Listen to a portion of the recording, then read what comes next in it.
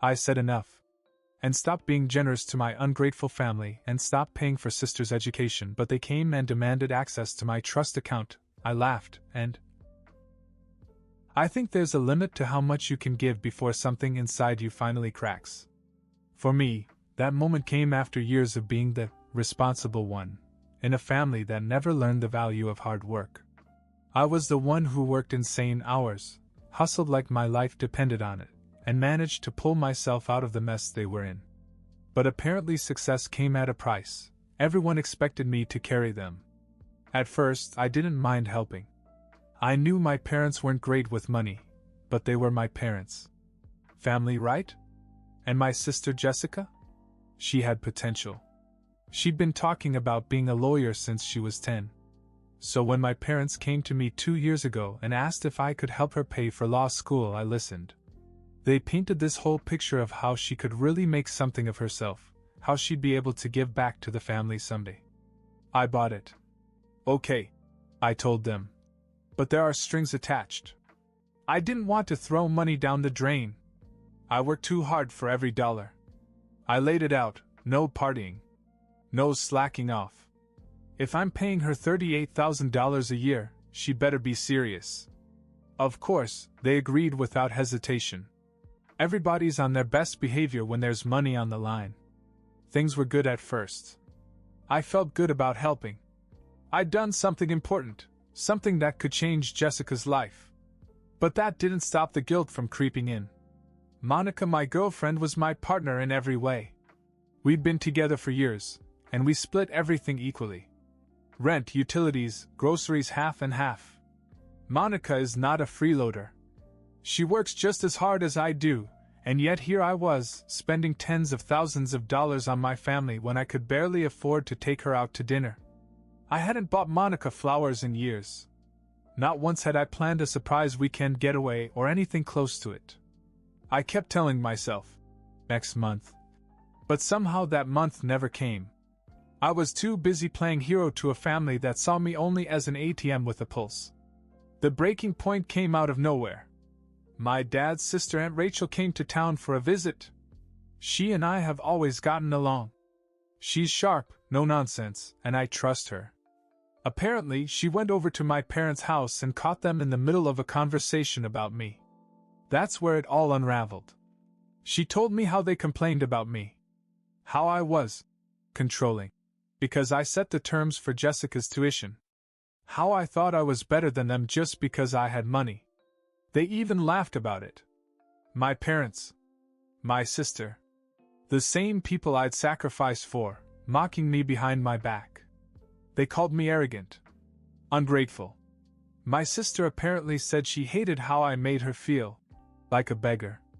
Aunt Rachel didn't say anything to them at the time. She pretended to brush it off, but the next day she came straight to my apartment and told me everything. I'll never forget the look on her face when she told me. It was like she couldn't believe what she had heard. Monica sat next to me on the couch while Rachel spoke. When she finished, the room was silent. I could feel Monica's anger simmering just below the surface. She didn't even wait for Rachel to leave before she told me. You have to cut her off. Right now. They don't deserve another penny from you. I knew she was right. Part of me wanted to block their numbers and be done with it. But another part of me. I wanted revenge. I wanted them to see me face to face and hear what I had to say. I wanted to see the look on their faces when I told them they were cut off forever. Monica kept pushing for no contact. Don't sink to their level, she said. I knew she had a point. Still, I couldn't bring myself to cut them off. I did stop the tuition, though.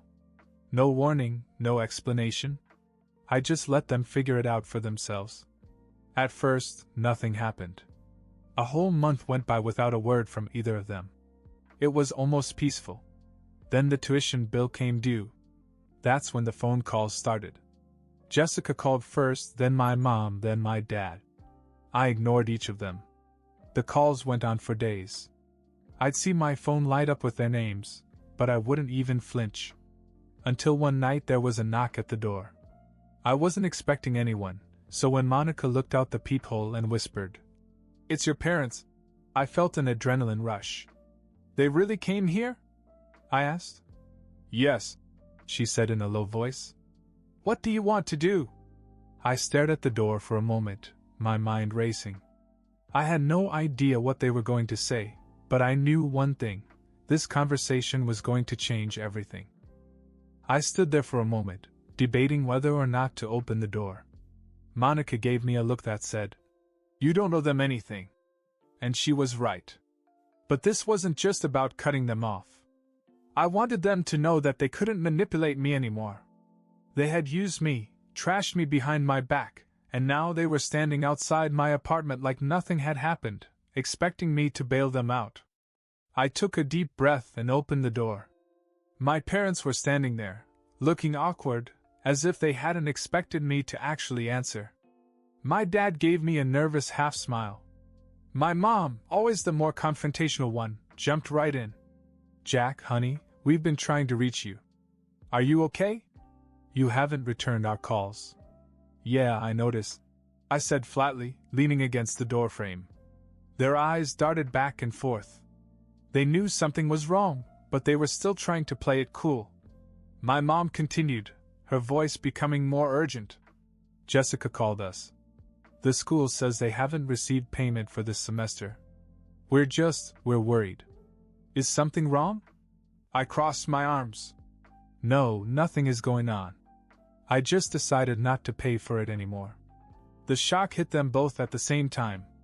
My mom's eyes widened and my dad shuffled uncomfortably on his feet.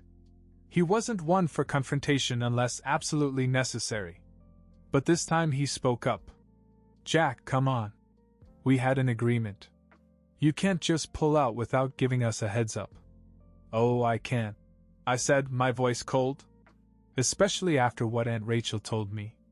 Their faces dropped as if I'd slapped them. My mom tried to play dumb. "What are you talking about? What did Rachel say?" "Oh, you know, the part where you all sat around and called me a controlling, arrogant jerk who made Jessica feel like a pauper. The part where you laughed about how I wouldn't understand your struggles because I have a trust account." I stared at her hard. "Funny thing is, I worked my ass off for every dollar in that account, but I guess that part doesn't matter, right?" They froze. My mom's mouth opened and closed like she was struggling for words. My father just stared at the floor. Finally, my mom tried to recover. "Jack, you don't understand. We were just blowing off steam. We didn't mean it. We were frustrated. Jessica's been under a lot of pressure, and sometimes people say things they don't mean." "Right," I said, sarcasm dripping from my voice. "You didn't mean it. You just happened to say exactly how you really felt behind my back." I shook my head. "Spare me the excuses. I paid $38,000 last year to help Jessica live her dream. All I asked was that you be honest and grateful. But instead, you treated me like your personal bank and threw me under the bus." My father finally spoke again, his voice more serious this time. "All right. We screwed up, son. We shouldn't have said those things. But cutting Jessica off like this isn't fair. You're ruining her chances." "And for what?" "A few harsh words? You can't just let this destroy our family." That's when the conversation took a turn I wasn't expecting. My mother hesitated for a moment, then said carefully, "Look, Jack. Maybe if you're so upset about the money situation, there's another solution." I narrowed my eyes. "What are you getting at?" She exchanged a look with my father before answering.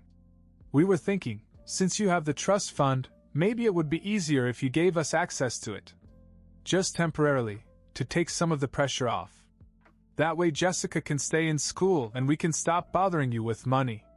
The audacity of it hit me like a punch in the gut. They wanted access to my trust account. My entire future security. After everything they'd said about me, they thought I'd give up control of my finances? I started to laugh. Not a normal laugh, a bitter, hollow one. "You want access to my trust fund?" I repeated in disbelief. "Do you really think I'd let you touch a dime after all this?" "Jack, we're just trying to help Dash." "Help you, you mean?" I snapped. "That's what it's always been about. I'm done. You can figure out Jessica's tuition on your own. I'm cutting you off for good. My mother's face twisted in anger. You're being unreasonable. We're your family. You're acting like a cheap, heartless stranger. Yeah? Well, maybe you should have treated me like family instead of a damn ATM. I shot back. They tried to argue, but I didn't give them the chance. I slammed the door in their faces. For a moment, I just stood there, my blood boiling. Monica came over and put a hand on my arm. Are you okay? She asked quietly. I nodded, but I wasn't. I felt betrayed on a level I hadn't thought possible. A few days passed without any contact from them. For once, the silence was welcome. I tried to focus on work, on spending time with Monica, on anything but them. I thought they'd finally gotten the message. But then something happened that neither of us expected. It was late at night when I heard a loud crash from outside. I jumped up and ran to the window. One of the front windows of my apartment was shattered, and shards of glass were scattered all over the floor. What's going on? Monica gasped as she joined me at the window. I looked outside but saw nothing but darkness and an empty street. No sign of who had done this. All I knew was that this wasn't some random accident. It felt personal. And deep down, I had a sickening feeling that this was just the beginning. The shattered window stayed on my mind all night. Monica and I sat on the couch after I cleaned up the glass. Neither of us slept much. I couldn't shake the feeling that this wasn't just a random act. The next morning, while I was drinking coffee, it hit me. Jessica. She'd been radio silent for weeks until the tuition bill came due. She was desperate, pissed off, and entitled enough to do something stupid like this. Monica, I said, setting the mug down. I think Jessica did it. Her eyes narrowed. You really think your sister broke the window? Who else would? She's mad because I cut her off. I wouldn't put it past her to try and send a message. Monica shook her head in disbelief. Wow. That's a whole new level of low. I need to go talk to my parents, I said, rubbing my temples. Good. Let's sort this out once and for all, Monica said, grabbing her coat. There was a fire in her eyes that I hadn't seen before. We drove over to my parents' house in silence. I wasn't sure what to expect, but I had a knot in my stomach the entire way there. When we arrived, my mom answered the door, surprised to see us. My dad was in the living room, watching TV, and Jessica wasn't there. Good. I didn't want to see her right now. Jack, what's going on? My mom asked, frowning. We need to talk, I said as I stepped inside. About last night. Someone broke our window. What? My mom gasped. Don't play dumb, Monica said sharply, stepping forward. We know it was Jessica. They both froze. My dad slowly stood up from the couch, his face tightening. You really think your sister would do something like that? Yeah, I do, I said. After everything that's happened, it makes perfect sense. My mom started shaking her head. Jack, that's a serious accusation. Jessica's been stressed, but she wouldn't. Oh, cut the crap, Monica snapped. Her voice was cold and sharp enough to cut glass. She's been spoiled her whole life, and you've let her walk all over Jack. You think she wouldn't lash out because she didn't get what she wanted? Monica, calm down, I said quietly, but she wasn't having it. No, I'm not calming down, she shouted, turning to glare at my parents. You people have no idea how much Jack sacrificed for you. He gave up his time, his money, everything. And what did you do in return? You insulted him behind his back and treated him like an ATM. And now, after all that, you want to act like Jessica isn't capable of this? Monica, please. My mom started, but Monica wasn't finished. She stormed into the kitchen, grabbed a plate from the counter, and hurled it to the floor. It shattered into pieces. You started this war, she yelled. If you hadn't treated Jack like garbage, none of this would have happened. My parents stared in stunned silence. My mom was frozen in shock, and my dad just stood there, speechless. I walked over to Monica and gently put my hands on her shoulders. Hey, I whispered. It's okay. Let's handle this the right way. She was shaking with anger, but she finally nodded. I turned back to my parents, my voice cold and steady. Jessica confessed to me. I'm calling the police. The color drained from their faces at the word police. No, Jack, my dad said quickly, holding up his hands. Let's not go that far. We'll take care of it. We'll pay for the window, all right? Just don't do anything drastic. I crossed my arms. You expect me to trust you now? After everything? Monica wasn't done yet. And let me make one thing clear, she said, stepping forward again. If you ever come near Jack again or try to pull any more stunts, I'll make sure every cent of his trust fund is protected from you. In fact, I'll help him invest it in something worthwhile, like anything other than this ungrateful family. They both looked like they'd been hit by a truck. I sighed and shook my head. We're done. I'm done. Monica and I are going home. Don't contact me again. We turned and walked out. Monica was still fuming as we got into the car.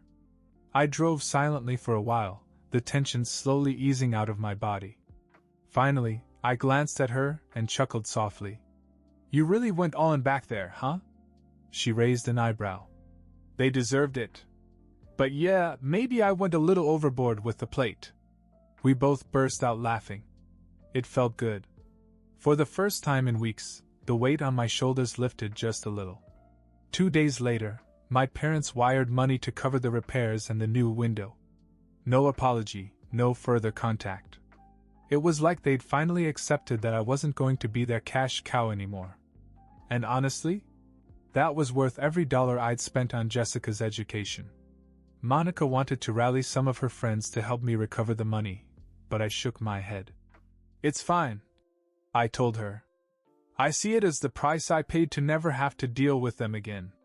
She sighed but eventually smiled. All right. But if they ever try to come back, they're getting nothing from us.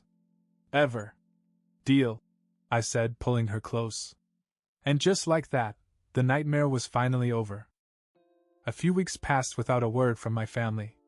No phone calls, no surprise visits, nothing. It was quiet for the first time in years. Peaceful, almost. I finally began to believe that I was free of them. But of course it didn't last. One day my Aunt Rachel called. Her voice was calm, but had that undertone that told me something was coming. Hey Jack, she said. Can I come over? I need to talk to you about something. When she showed up that night, I knew it was serious. Rachel didn't make small talk. She sat down and got right to the point. Your parents cut me off, she said, crossing her arms as if daring me to be surprised. I blinked. Cut you off? What does that even mean? They don't speak to me anymore. They think I betrayed them because I told you the truth about what they said. I felt a flash of anger. That's ridiculous. You were just being honest. You did the right thing. Yeah, well, in their eyes, honesty is a crime, she replied with a bitter smile. They said I betrayed their trust. Called me disloyal. I shook my head and paced the room. Unbelievable. So now they're punishing you because they don't want to face the consequences of their own behavior? Pretty much, she said. Then she leaned forward and locked eyes with me. But listen to me, Jack. I don't care that you're angry. I did what I did because you deserve to know the truth. I've watched them take advantage of you for years and I couldn't stand by and let it happen anymore. I don't regret it for a second. I sat down across from her and let her words sink in. I wasn't sure what to say. You know what the best part is? She added with a grin. I got to see Monica in action. That woman is fierce. Jack, she's just what you need. I laughed a little. Yeah, she's been amazing through all of this. Honestly, I don't know how I got so lucky. Hang in there, Rachel said. You've got a good one. After Rachel left, I thought about everything she'd said. My parents had really burned every bridge with me and now with Rachel. It was both sad and liberating. Life went on from there. I kept busy with work, and Monica and I continued to move forward together. Things finally felt stable, Until one morning when Monica woke me up, looking nervous but excited. She was holding something behind her back. "I have to tell you something," she said quietly. I sat up and rubbed the sleep out of my eyes. "Okay, what's going on?" She pulled a small object from behind her back and handed it to me. "A pregnancy test. Positive." I just stared at it for a second, not quite processing what I was seeing. "I'm pregnant," she whispered. The words hit me like lightning. I felt my chest tighten, but not with fear. It was shock, disbelief, and pure joy all at once. Slowly, a grin spread across my face. "Are you serious?" I asked, my voice barely above a whisper. She nodded, her eyes sparkling. "Yes. We're having a baby, Jack." I pulled her into my arms, laughing. We sat there for what seemed like hours, caught in the moment. The months that followed were a whirlwind. We didn't want a big, fancy wedding. Neither of us cared about the spotlight. So one afternoon we went to the courthouse, just the two of us. No drama. No guests. Just us. It was perfect. But that wasn't the last twist. About a month after the wedding, my father called. It was the first time I'd heard from him since the confrontation. I almost didn't answer, but curiosity got the better of me. "Jack," he said after a long pause, "I wanted you to know we paid for the repairs. The window. It's done." There was no apology. No attempt to repair the relationship. Just the statement. "Okay," I replied coldly. "Thank you." Another pause. I could hear him breathing, as if he was struggling to find the words. But in the end, he didn't say anything else. He hung up, and that was the last time I heard from either of my parents. Monica wanted to fight harder for me to get Jessica's tuition money back. She even suggested getting friends who knew lawyers to look into options. But I stopped her. "Mon," I said gently, "it's not worth it. That money, that's the price I paid to never have to deal with them again. And honestly, I'm okay with that." She sighed, reluctantly agreeing. "All right. But if they ever come back, They won't," I said firmly. And I was right. They never did. Monica and I built a life together. We didn't need anything from anybody. Our baby was born healthy and perfect, and every time I looked at her, I knew I'd finally broken the cycle. I wasn't the family ATM anymore. I was building something real. And for once, everything was exactly the way it was supposed to be.